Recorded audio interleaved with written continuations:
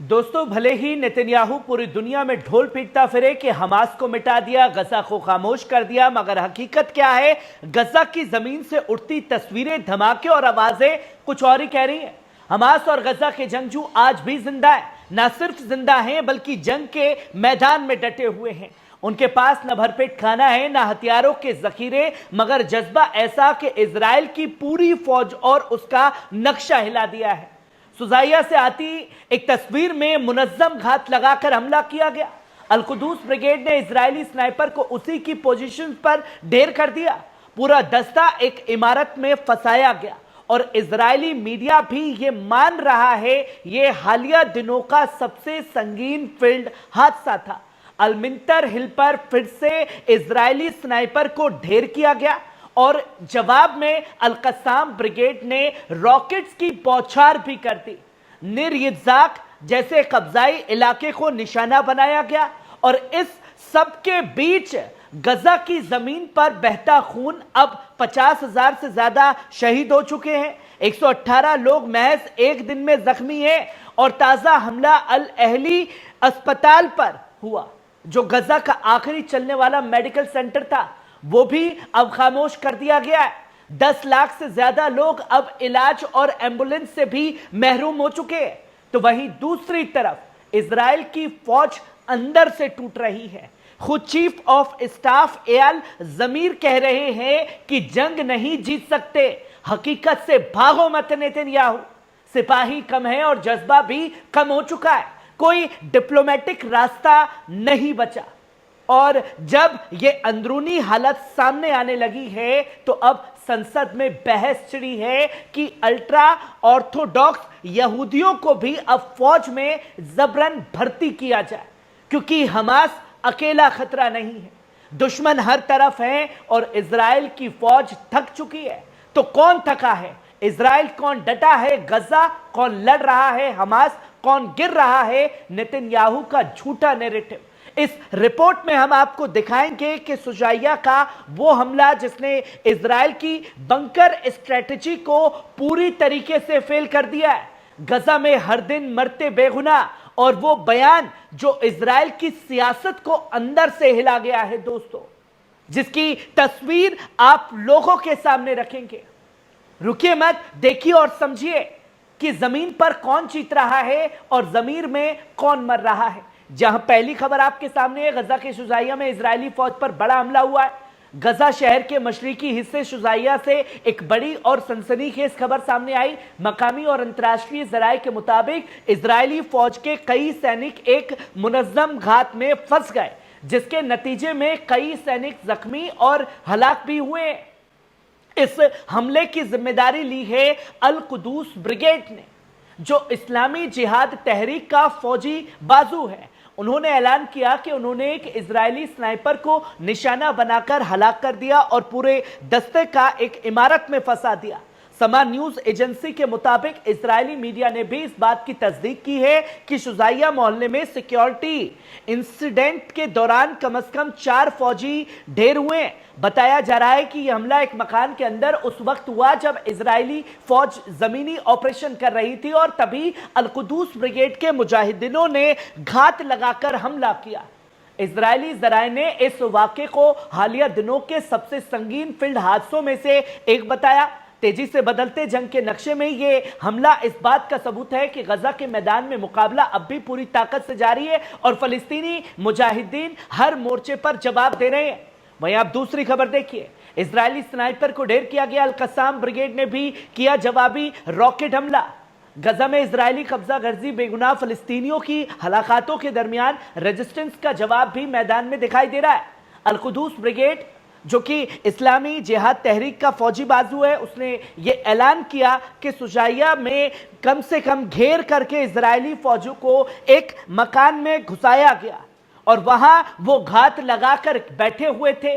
तो वहीं दूसरी तरफ से अल-कुदूस ब्रिगेड ने घात लगा करके जो एक फौजी, एक जंगजू ने अपनी हरकत को दिखाया और उसके पीछे पीछे सारे इजरायली फौज पहुंच गई उस बिल्डिंग के अंदर कि जंगजू को शहीद करेंगे। पर उन्हें क्या पता था कि ऊपर से घात लगा करके मौत इजरायली फौजियों के ऊपर मंडरा रही है। जहां देखते ही देखते स्नाइपर्स को घात लगा करके ढेर करने का काम किया गया है अल-कुद्दूस ब्रिगेड द्वारा। निरीज़ाक को निशाना बनाया। यह हमला गजा में हो रही इजरायली दरिंदगी और मासूम शहरियों के जनसंहार के जवाब में किया गया था।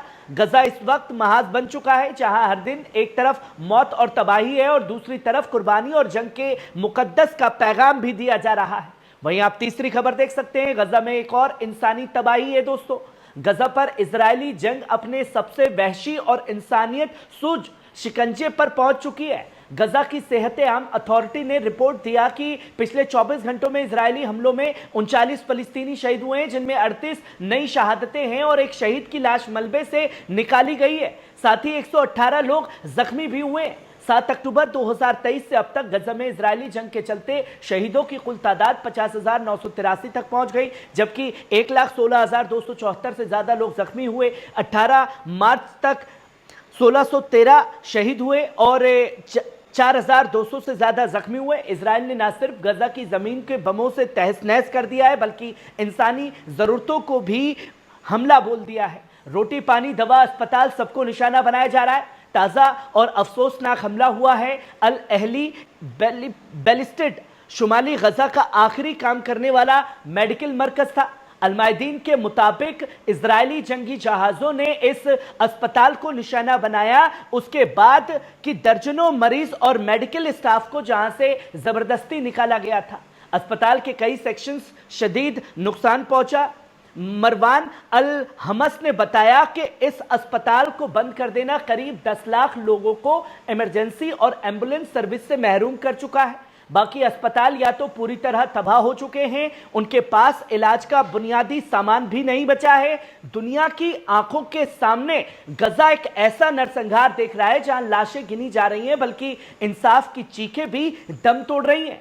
वहीं आप चौथी खबर देख सकते हैं, हम जंग नहीं जीत सकते, इजरायली आर्मी चीफ का कैबिनेट को पैगाम, हकीकत से मत भागो नेतन्याहू।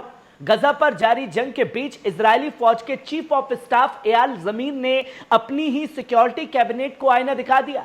यंग की रिपोर्ट के मुताबिक ज़मीर ने कैबिनेट के सामने 2 टूक कहा, अब कुछ वहम छोड़ दीजिए, फैंटेसी से बाहर आइए।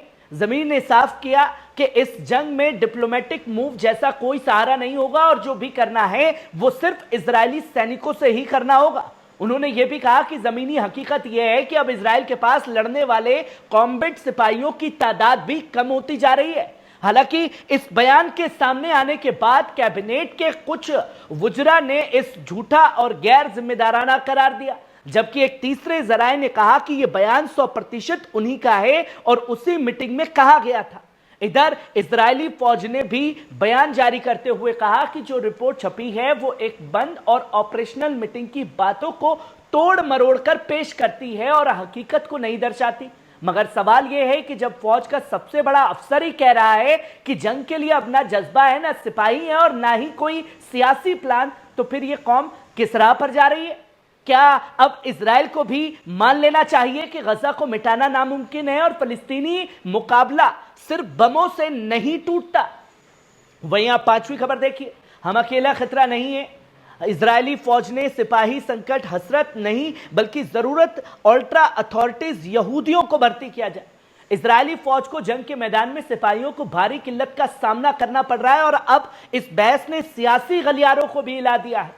किनेसेट की फॉरेन अफेयर्स और डिफेंस कमेटी ने कई अरकान के इस मसले के तौर पर अल्ट्रा अथॉरिटीज यहूदियों की, जहां ज्यादातर यहूदी इजरायली मर्दों के लिए फौज में भर्ती लाजमी है, वहीं अल्ट्रा ऑर्थोडॉक्स तबके को मजहबी तालीम के बहाने सालों से छूट मिलती आई है, जो अब तक एक बोझ बनती जा रही है। कमेटी के चेयरपर्सन लिकुड पार्टी के एमके ने कहा कि अगर हमास ही आईडीएफ अकेला मिशन होता तो हमारी फौज काफी होती, मगर असल खतरा सिर्फ हमास नहीं। उन्होंने कहा कि इजराइल को एक बड़ी फौज चाहिए ताकि वो तमाम दुश्मनों का मुकाबला कर सके। वही यश अतीत पार्टी के एमके मेशे तुरपाज ने कहा कि 1 साल से ज्यादा जंग झेल रहे रिजर्विस्ट अब टूटने लगे हैं। अगर अल्ट्रा ऑर्थोडॉक्स यहूदियों की भर्ती नहीं हुई तो तविल मुद्दत तक मजबूत रहना मुमकिन नहीं होगा। इजरायली बैतून पार्टी के एमके और कैबिनेट सदस्य शेरिन नीर ने भी सीधा ऐलान कर दिया कि 18 साल की उम्र से सबकी भर्ती लाजमी हो, ना कोई क्वाटा, ना कोई बहाना, ना कोई छूट। ड्राफ्ट डाजिंग को फौरन खत्म किया जाना चाहिए। बात साफ है कि जब मैदान जंग में फौज कम और दुश्मन ज्यादा हो जाए तो मजहबी छूट एक हसरत नहीं, एक खतरा बन जाती है। अब जो लोग ये कहते थे कि साहब देखिए बेंजामिन नेतन्याहू जो उनका असली बाप है, उसने तो ये कहा कि भैया हमें कोई नुकसान नहीं हो रहा। जब नेतन्याहू की बातों के मुताबिक इजरायली फौज को कोई नुकसान नहीं हो रहा, तो इजरायली फौज का आर्मी चीफ क्यों कह रहा है कि भैया हमारे पास सैनिकों की कमी है, इसलिए अब और भर्ती बढ़ाई जानी चाहिए। बीच का रास्ता निकालिए क्योंकि हम जंग नहीं जीत सकते। ये तस्वीरें दिखाती हैं गजा के उस ईमान की जिसे इजराइल डिगा नहीं पाया है, और इसी ईमान की ताकत की वजह से गजा की अवाम और उसके जंगजू जंग के मैदान में डटे हुए हैं। कैसी लगी खबर? कमेंट बॉक्स में आकर के अपनी राय जरूर दीजिएगा। शुक्रिया।